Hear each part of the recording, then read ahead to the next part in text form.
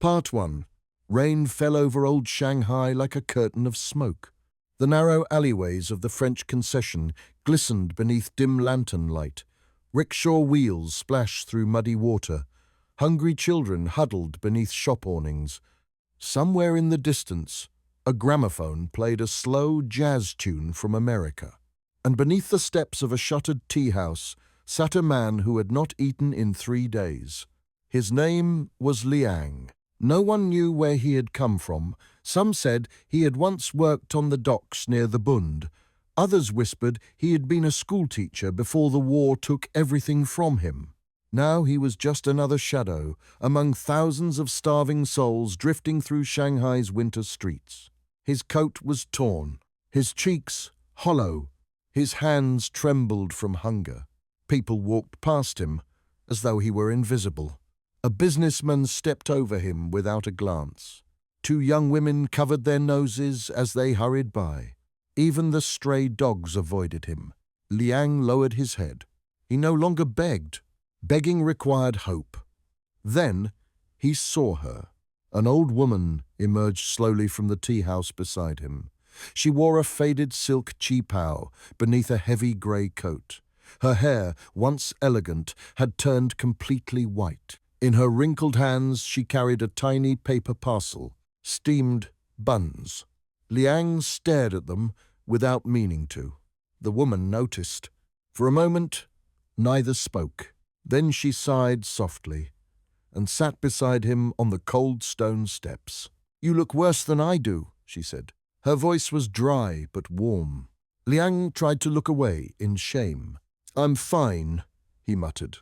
"That is the biggest lie I've heard all week."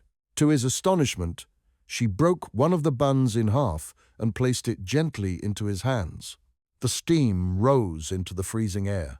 Liang's fingers shook so badly he nearly dropped it. "I cannot take this," he whispered. "You can," she replied, "because I already decided." He stared at her for a long moment before finally eating. The first bite nearly broke him. Warm pork, soft bread, salt, life itself. Tears filled his eyes before he could stop them. The old woman pretended not to notice. "My name is May," she said quietly. "Liang." They sat in silence while rain dripped from the rooftops. Finally, May spoke again. "I used to come here with my husband." Liang glanced at the tea house. "He loved this place," she continued. "Every Friday evening, before the Japanese came, before the bombs, before—" Her voice faded. Liang noticed then that her hands were trembling too. Not from cold, from loneliness. Part 2. "I had a son once," May said softly. "He would be your age now." Liang swallowed hard. "What happened to him?" May stared out into the rain. "He never came home." The street noise suddenly felt very far away. Liang understood that kind of silence. The silence left behind by grief, too large for words. For the first time in months, someone looked at him not as a burden, but as a human being. And for the first time in years, May had someone sitting beside her. The following evening, Liang returned to the tea house steps. He did not know why. Perhaps because hunger had driven him there, or perhaps because loneliness had. May was waiting with 2 buns. "You came back," she said. "So did you." That became their routine.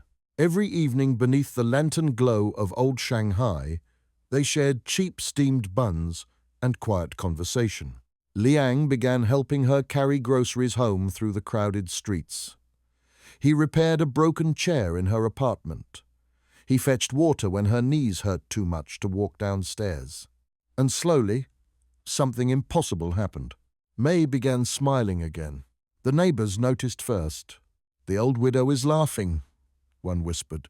"She hasn't laughed since 1938.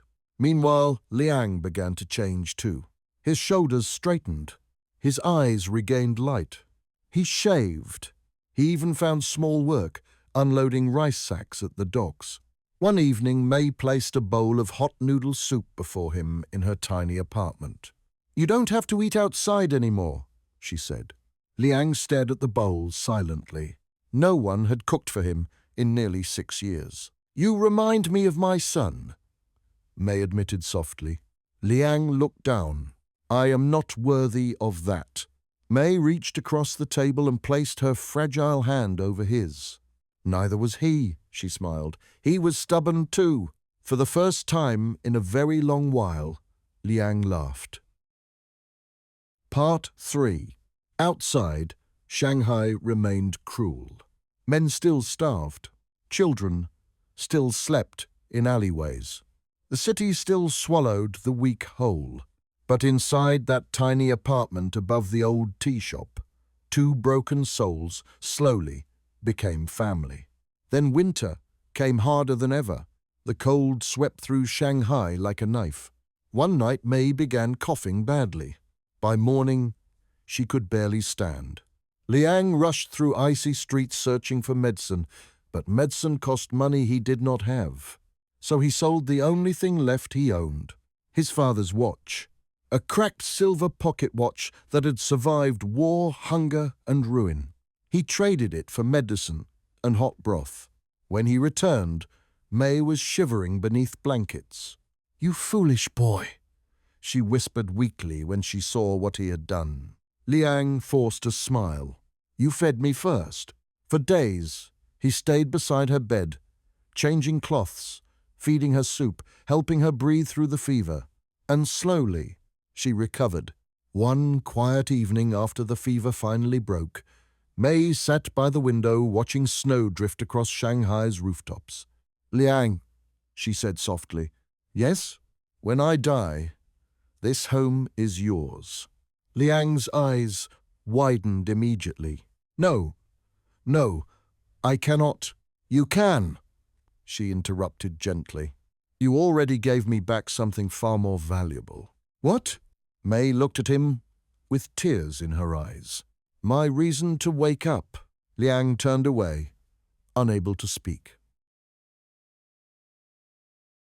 Part 4. Years later, neighbors would still speak about them.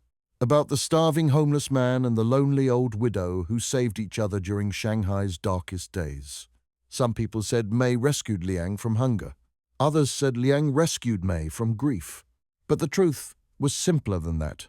In a city overflowing with suffering, they gave each other something the world had almost forgotten: kindness. And sometimes, kindness is enough to keep a soul alive. "Liang," she said softly. "Yes? When I die, this home is yours." Liang's eyes widened immediately. "No, no, I cannot." "You can," she interrupted gently. "You already gave me back something far more valuable." "What?" May looked at him with tears in her eyes. "My reason to wake up." Liang turned away, unable to speak.